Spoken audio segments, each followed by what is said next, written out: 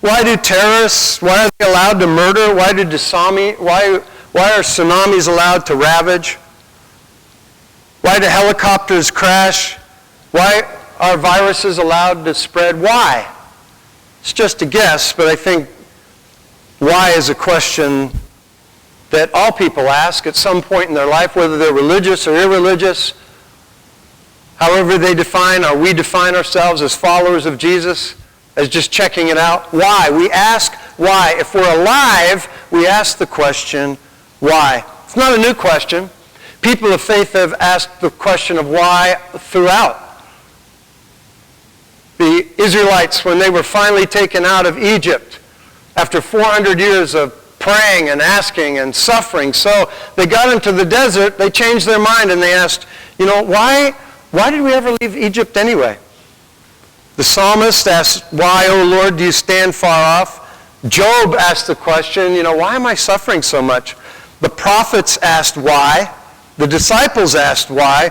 And certainly we remember Jesus hanging on the cross, suffering, asking the question, my God, why? Why have you forsaken me? Jesus asked. So to ask the question why is not being faithless, because certainly faithful people have asked and will ask that question.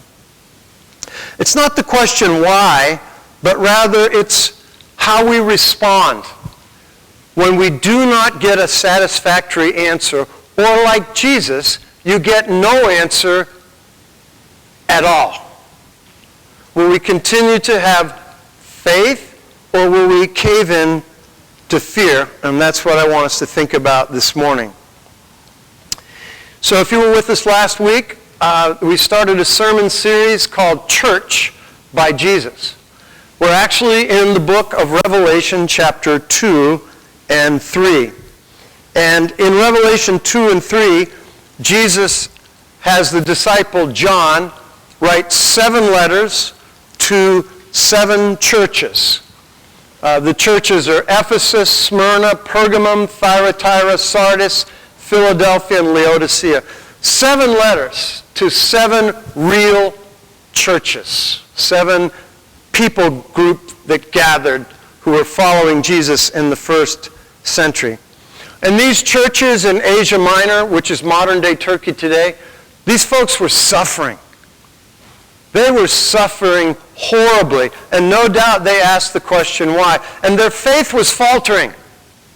When you suffer, when I suffer, when life doesn't make sense, when God doesn't seem to act like God, we instinctively ask why. And we should ask why.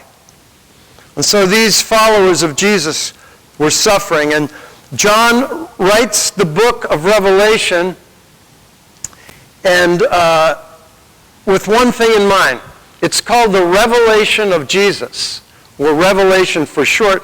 And Revelation simply means the revealing of Jesus. So there's lots of weird tangents you can go down in the book of Revelation with numbers and meanings and end times and all that. But the main thing is Jesus. It reveals Jesus using a style of literature that we're not really accustomed to. I'll get into this more in the weeks to come. But for today, back up just a second. What Jesus is telling us through John is this. Keep your eyes on Jesus. Keep your eyes and your thoughts on Jesus. The main verb in the book of Revelation is the word look. Jesus is going to address their suffering and our suffering by having us think about what we look at, what we focus on, and what we hear. What are you watching? Who are you listening to? What do you see? And Revelation says, things are not as they seem. You may see with your physical eyes, but there is a spiritual reality not that far off. In fact, the spiritual reality is right here. If you only have eyes to see, and if you only have ears to hear. So, today we're going to look at the second church, the church of Smyrna. Last week we looked at Ephesus, the second church of Smyrna. Smyrna is about 35 miles north of Ephesus. It's actually the third largest city in Turkey today. Ephesus no longer exists. Smyrna exists, but the city is called Izmir. It's the third largest city in Turkey today. Smyrna means myrrh.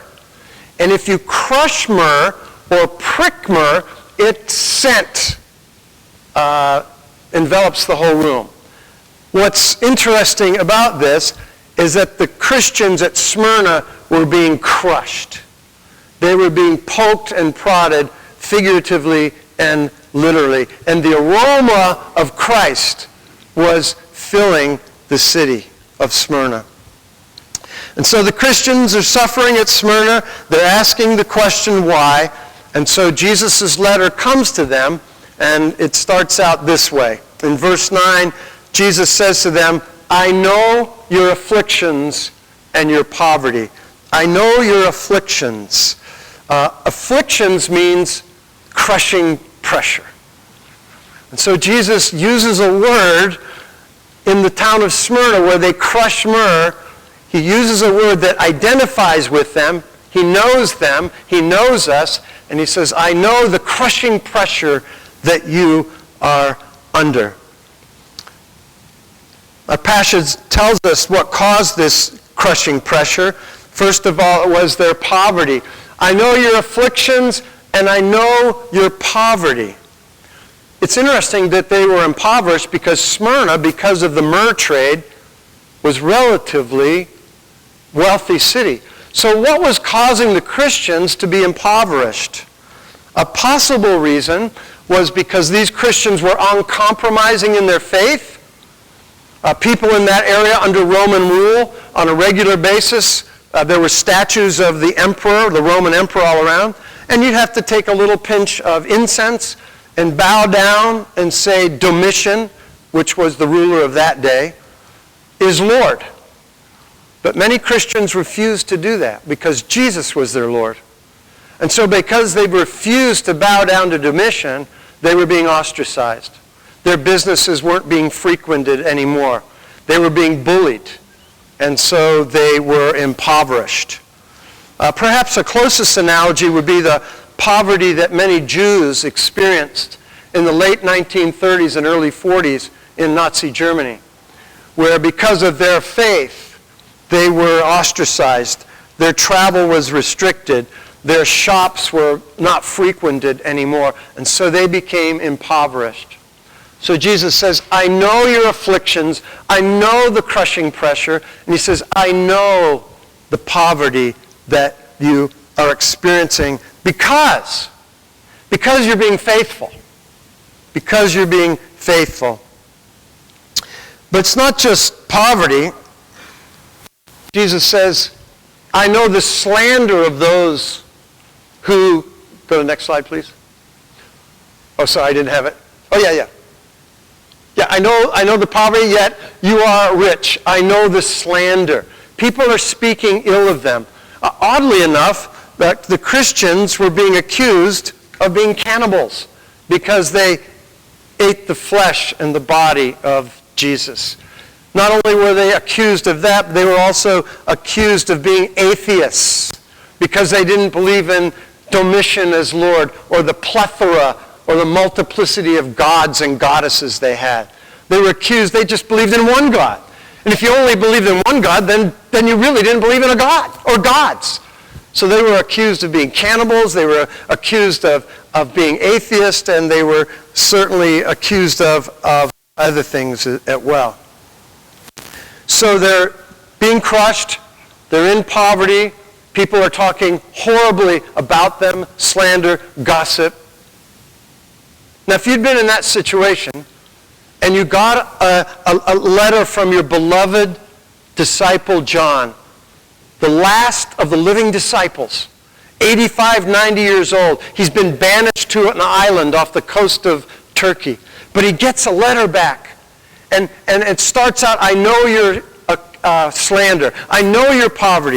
What would you hope the letter would say next?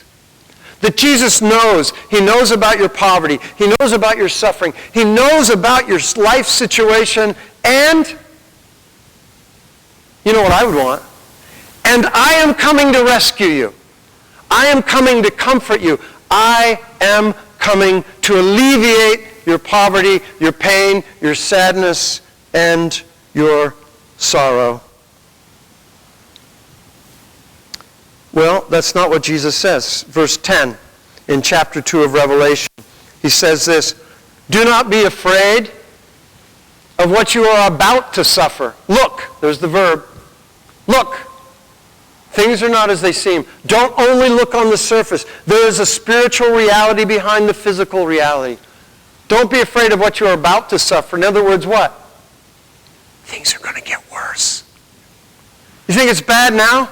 You think your poverty and the slander is bad now?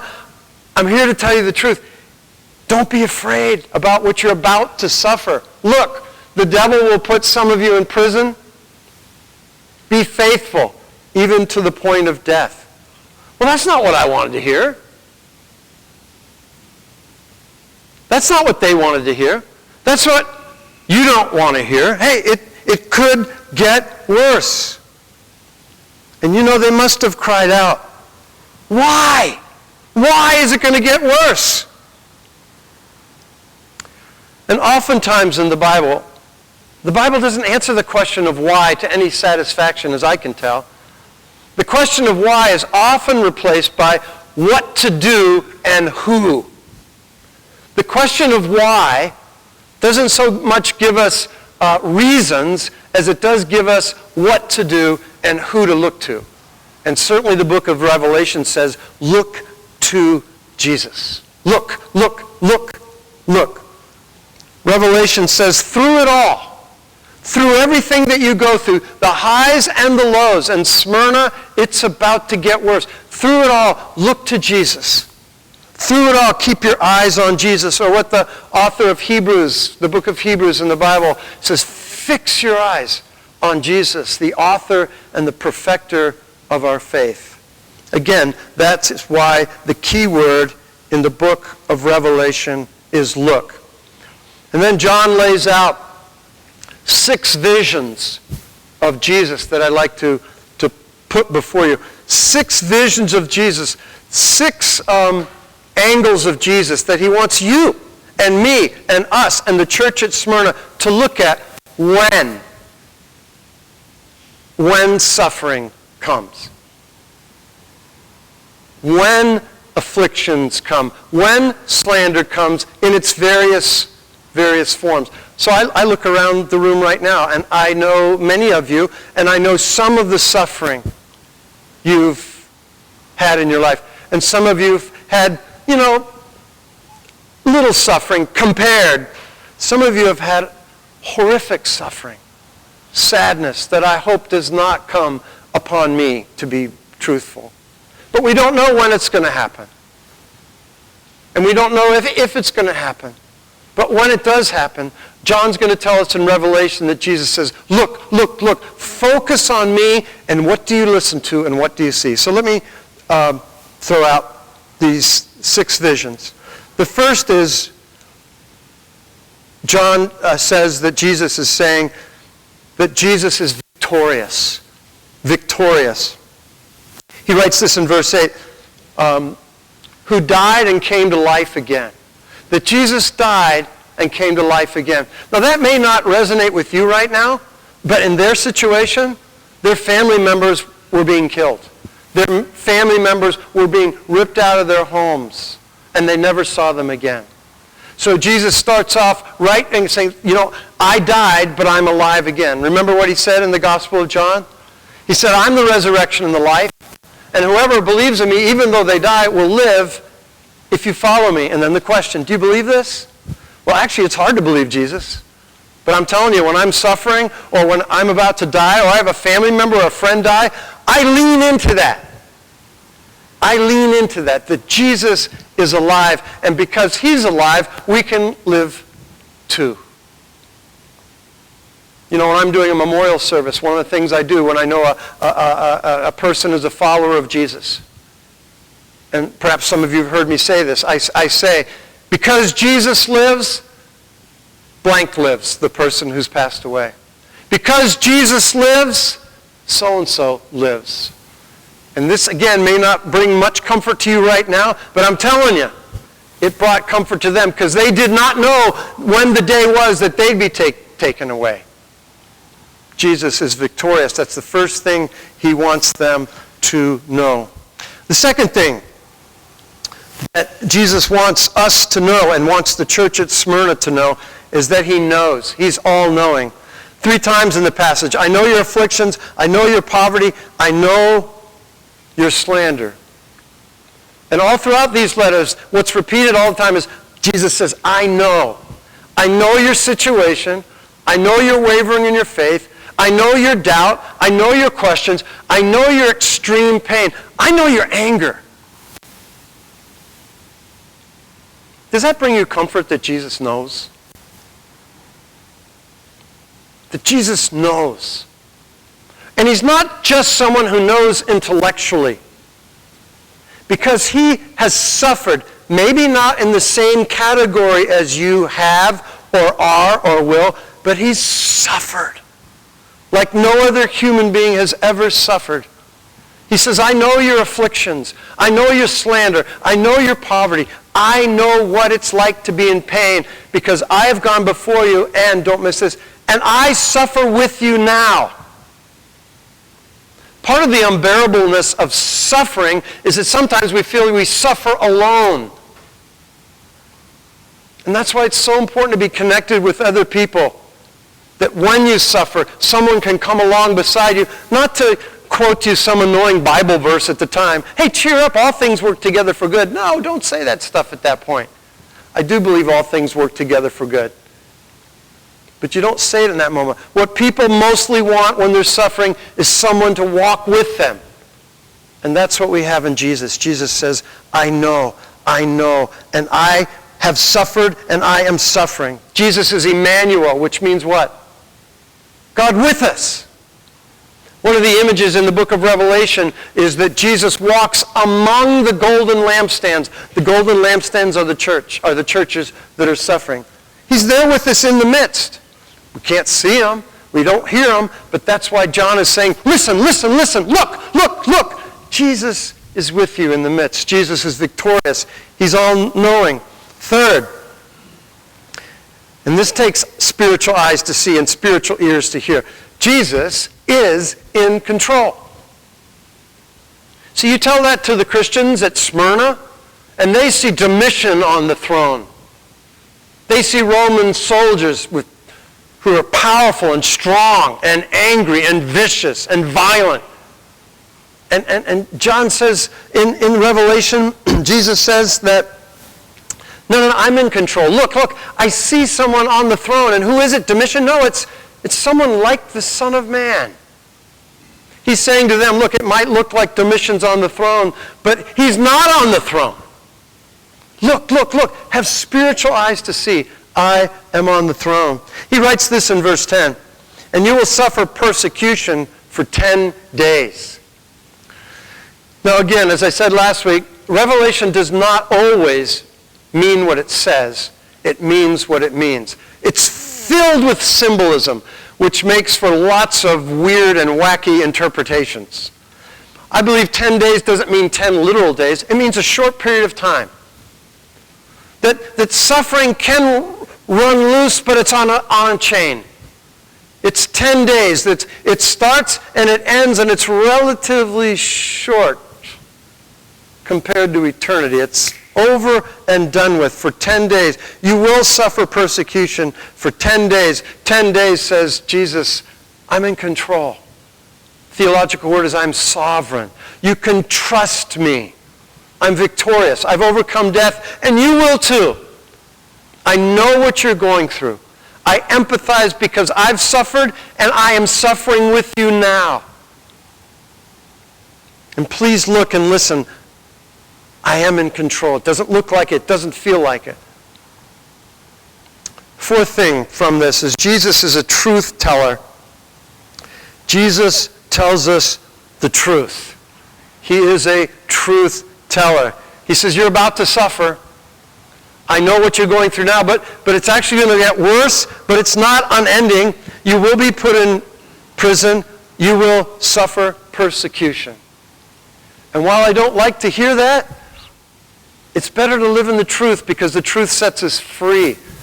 It gives us correct expectations. Why is it that we who follow Jesus, we who are in the church, somehow have this thinking or theology that has seeped in that says something like this? If you go to church regularly, if you read the Bible more than occasionally, if you pray consistently, if you listen to your pastor's sermons, God says, I'll protect you. I'll make it go well. I have a wonderful purpose and plan for your life, and I will protect you. Now, I do believe at times God does protect us, more so than what we realize because nothing happened and we don't acknowledge it because we're unaware of it. But Jesus is a truth teller. He says this, in this world, you're going to have trouble, conflict.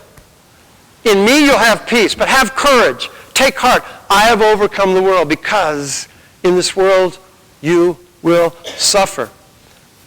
Jesus told the disciples over and over and over again that they were going to suffer, so when they suffered, it confirmed Jesus' word. And so often when we suffer, it seems to contradict what we think would be God's word for us. Jesus wrote these words. He said, remember the words I've spoken to you.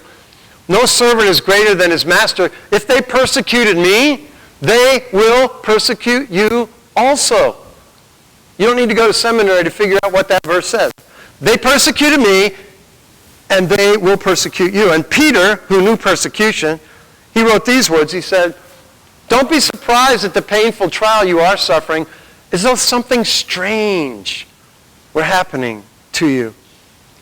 And Paul writes to young Timothy, in fact, he says, and you know what? Everyone who wants to live a godly life will be persecuted. That's what was happening at Smyrna. Many of the Christians wouldn't bow down to Domitian. In one sense, you think, oh, it's just, I can do that. That's no big deal inside. But they weren't doing that, and they were being persecuted because they were living a life that followed Jesus. Jesus is victorious. He's won over death. He's all-knowing, in control. He's a truth teller. And Jesus also can bring good out of evil. Suffering can have a purpose. It's not that God orchestrates suffering. It's not that God orchestrates persecution. But when it happens, God can bring good out of it for you and for me. Jesus says this in Revelation 2. The devil will put some of you in prison to test you. Test you. Testing can produce in you that which non-testing will never produce. Suffering can produce in you the fruit of the Spirit. Suffering can make you more and more like Jesus. But who wants to sign up for Suffering 101? I don't. I'll take Bible study 101. I'll take mission trips 202. I will take scripture memory 303. I will take caring for the poor 404. But I don't want to sign up for Suffering 101. And yet, when suffering happens and we respond in a way that allows God to use suffering, good can often come out of it. How many of you might look back on your life and look back on your faith and view the suffering that you've experienced, at least some of it, has produced in you greater empathy, greater humility, maybe greater joy, maybe greater yearning and hope? God can bring good out of evil. James, the brother of Jesus, wrote these words.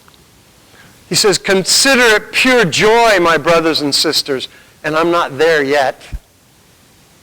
Pure joy when? Whenever you face trials of many kind, trials, tests, same word, because you know that the testing of your faith develops perseverance, and perseverance must finish its work so that you may be mature and complete, lacking nothing. Jesus can bring good out of evil. And last thought is that Jesus is the source of ultimate hope. He's the source of ultimate hope. Verse 10 says, "Be faithful even to the point of death, and I will give you the crown of life." Again, the imagery of a crown of life. In Smyrna, they had athletic games, just like in Rome, just like in Greece, and the crown of life went to the victor. So Jesus is saying, be faithful and you will get the victor's crown. He's saying there is hope. And then the letter to Smyrna ends this way: whoever overcomes, whoever wins the crown, whoever follows me faithfully will not be hurt at all by the second death. By the second death. What's the second death? You and I don't get to choose the first death. We're born and we die the first death. The second death is a spiritual death. A second death is a death you get to choose. You can avoid the second death. The second death is a spiritual death, is separation from God. Not because God wants it or wills it, but because he allows you and me to choose. In other words, someone once said this: those who are born once die twice, and those who are born twice die once. We're born and we die, but when we're born again, born twice, we only have to die once, the physical death, not the spiritual death. Those who are born once die twice. Those who are born twice, physical and born again, spiritual, only get to die once. That's the hope that we have. I want to close with a story that may or may not be familiar to you. One of my favorite songs is "When Peace Like a River." It has the words to it, "It is well with my soul." It was written in the late 1800s by a guy named Horatio Spafford. He was a Chicago businessman, and he and his wife had 4 daughters. And he went to New York and he put them on a boat to go to England. But he had business. He was going to go over about 3 or 4 weeks later. They were about halfway there, and the ship that Mrs. Spafford was on with the 4 daughters was hit by another ocean liner. And she telegraphed back that they were hit. Of course, he waited and waited and waited to hear what had happened. And what had happened was, in the rush of things, all 4 of the children were washed overseas and lost. Spafford, 3 weeks later, got word in 2 words: saved alone. And he said that night he walked the floor in anguish, and he said this quote. He said, "I'm glad to be able to trust my Lord when it costs me something." I can't even imagine saying that at that point. And then, as the story goes, he got on an ocean liner to make his way to be with his wife. And about in the same place, this song came to him, "When Peace Like a River," and then the refrain is, it is well with my soul." It also reminds us that through all of life, through everything that we go through the ups and downs, through it all, we are to keep our eyes on Jesus. This video song is a modern-day version of "It Is Well With My Soul," and it reminds us again that through it all, we are to keep our eyes, look to Jesus. You can sing along with this video if you get the melody, but let's play it, please.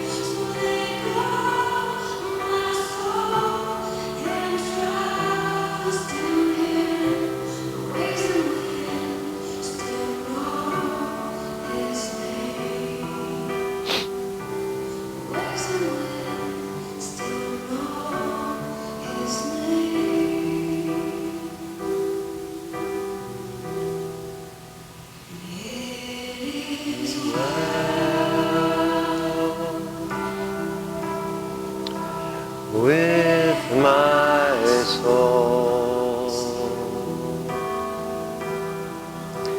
It is well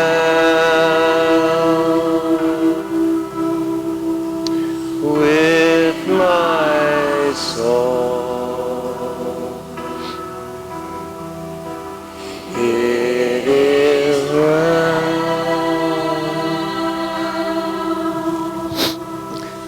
with my soul.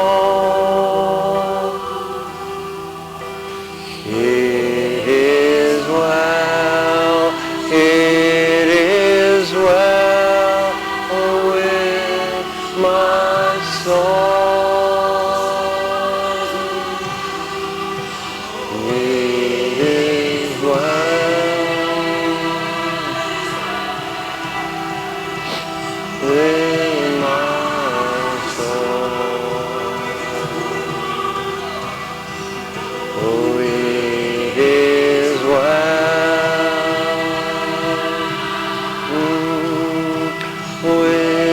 my soul. It is well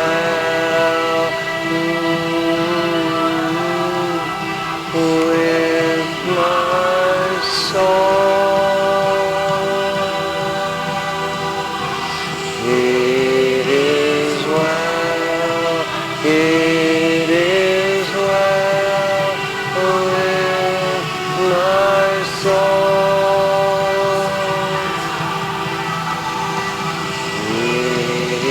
is well.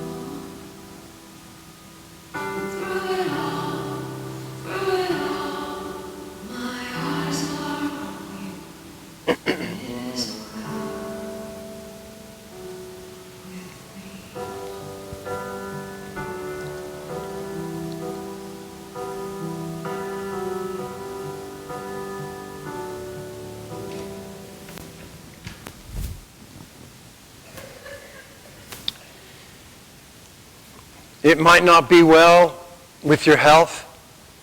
It might not be well with your relationships. It might not be well with your kids or your grandkids or your job. It might not have gone well in your past, but because of this table, because of what this table represents, it can be well with your soul. With your soul. Not with your circumstances, but with your soul.